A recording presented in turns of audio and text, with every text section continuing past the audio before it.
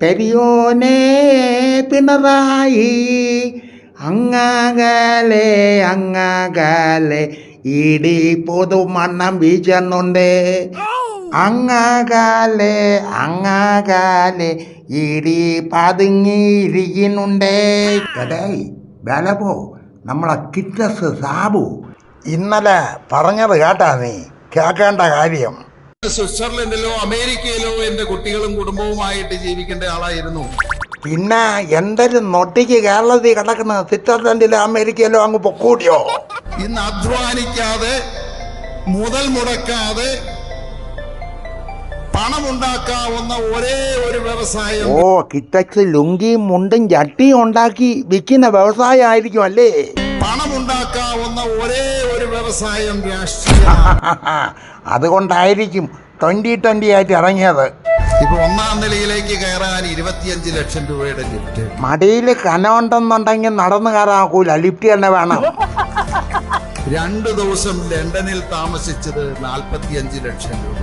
ഇവിടെ പോറ്റി ഹോട്ടലിൽ കയറി 2 മസാല ദോശ തിന്നിട്ട് ഇറങ്ങുമ്പോഴത്തേക്ക് രൂപ 1500. പിന്നെയാണ് ലണ്ടനിൽ. അത് കളാ. കൂടെയുള്ള സഖാവിന് ബുള്ളറ്റ് പ്രൂഫ് കാറ് മേടിക്കാൻ 25 ലക്ഷം രൂപ. അത് കുറ്റം പറയാൻ ഒക്കൂല സാബുവേ. ഇനിയുള്ള കാലത്ത് സഖാക്കന്മാർക്ക് റോട്ടിൽ കൂടെ സഞ്ചരിക്കണമെങ്കിൽ ബുള്ളറ്റ് പ്രൂഫ് കാറ് തന്നെ വേണം, അല്ലെങ്കിൽ ശരിയാവൂല. ആരാ മുതലാളി? ജനങ്ങളുടെ, നിങ്ങളുടെയും എന്റെയും പാവപ്പെട്ടവന്റെയും അധ്വാനത്തിന്റെ വീർപ്പിന്റെ പണമെടുത്ത് ലോകം ചുറ്റി സഞ്ചരിച്ച് അവര് സുഖവാസത്തിലേക്ക് പോയിരിക്കുന്നു. ഉള്ളത് പറയാം.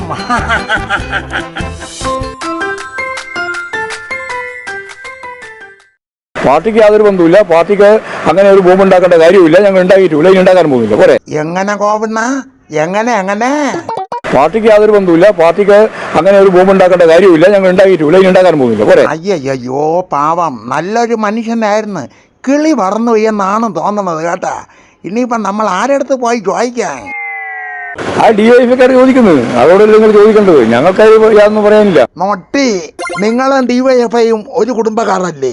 അപ്പം നിങ്ങളല്ലേ ചോദിക്കേണ്ടത്, ഞങ്ങളാണ് ചോദിക്കേണ്ടത്. അത് ഞാൻ പറഞ്ഞല്ലേ, വ്യക്തമായിട്ട് പറ. അവരെ രക്ഷാപ്രവർത്തനത്തിന് വേണ്ടി പോകുന്ന ആളുകളുണ്ട്. അവരെയൊക്കെയാണ് പ്രതികരിക്കുന്നതെന്ന് പറയുന്നത്.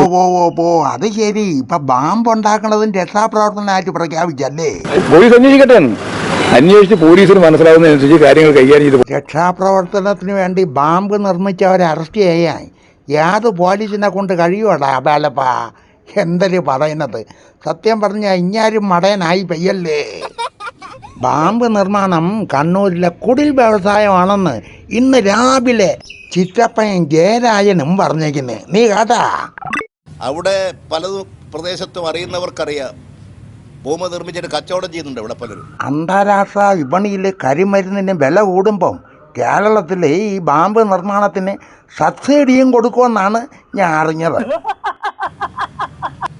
ഈ വിഷുവിനിറങ്ങുന്ന പടക്കങ്ങൾ അവിടെ ധാരാളം നിർമ്മിക്കലുണ്ട്. പാടേ ബലപ്പാ പൊക്കളയാം. റേഷൻ കടയിലെ കിറ്റെല്ലാം ഔട്ട് ഓഫ് ഫാഷനായി.